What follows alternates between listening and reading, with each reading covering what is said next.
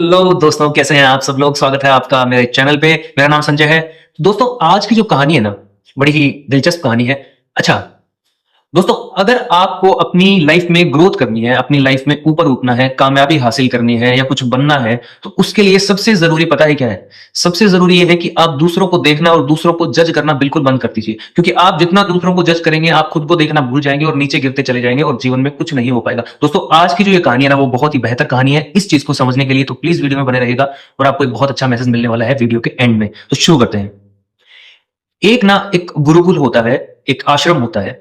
उसमें जो महात्मा होते हैं वो बहुत प्रसिद्ध होते हैं और उनके प्रवचन को सुनने के लिए दूर दूर से सैकड़ों हजारों लोगों की भीड़ आती है। जब महात्मा बूढ़े हो जाते हैं तो उन्हें यह लगता है कि यार, मेरी ये धर्म सभा ऐसे ही चलती रहे, मेरे जाने के बाद ये रुके नहीं, तो क्यों ना मैं अपने किसी शिष्य को इस विधा में पारंगत कर दूं कि वो मेरे इस प्रवचन को आगे लोगों तक पहुंचाता रहे मेरे मरने के बाद भी। ठीक है, वो अपने एक शिष्य को चुनते हैं, उसे सारी विधाएं सिखाते हैं और शिष्य भी बड़ा मेहनती होता है। वो पूरी लगन और मेहनत के साथ गुरु का उपदेश सुनता है, उनकी शिक्षाओं को ग्रहण करता है और थोड़े दिनों बाद ही शिष्य भी प्रवचन करने लगता है। सिलसिला यूं ही चलता रहता है। थोड़े दिन बाद आश्रम में प्रवचन सुनने एक युवती आती है, एक लड़की आती है जो कि बहुत ही सुंदर होती है। युवती प्रवचन भी सुनती है, वहां पूजा भी करती है और कीर्तन भी करती है और कीर्तन में नृत्य भी करती है, नाचती भी है।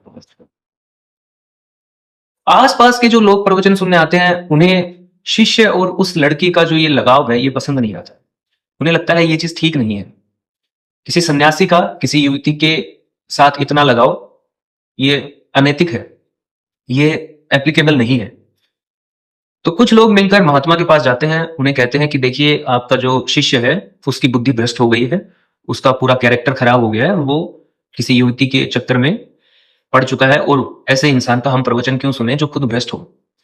महात्मा कहते हैं, मैं खुद ये देखूंगा कि वो क्या करता है।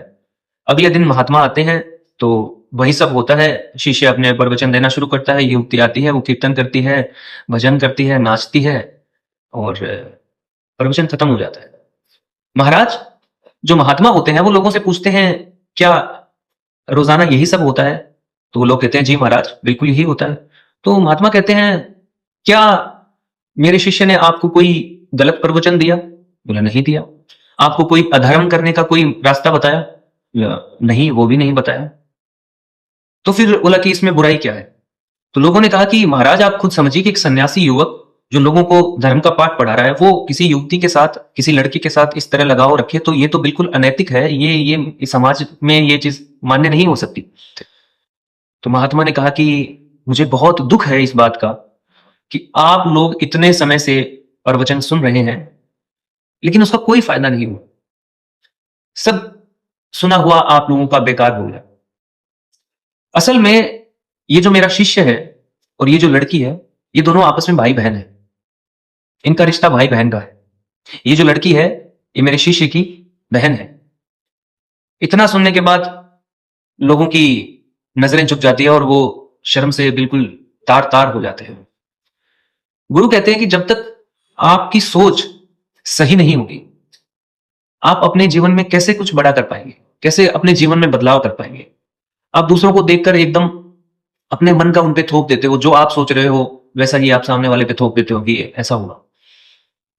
तो दोस्तों, अक्सर ये होता है अपनी जिंदगी में कि हम बिना कुछ जाने पहचाने जो हमें ठीक लगता है, हम बस सोच लेते हैं कि ऐसा ही होगा।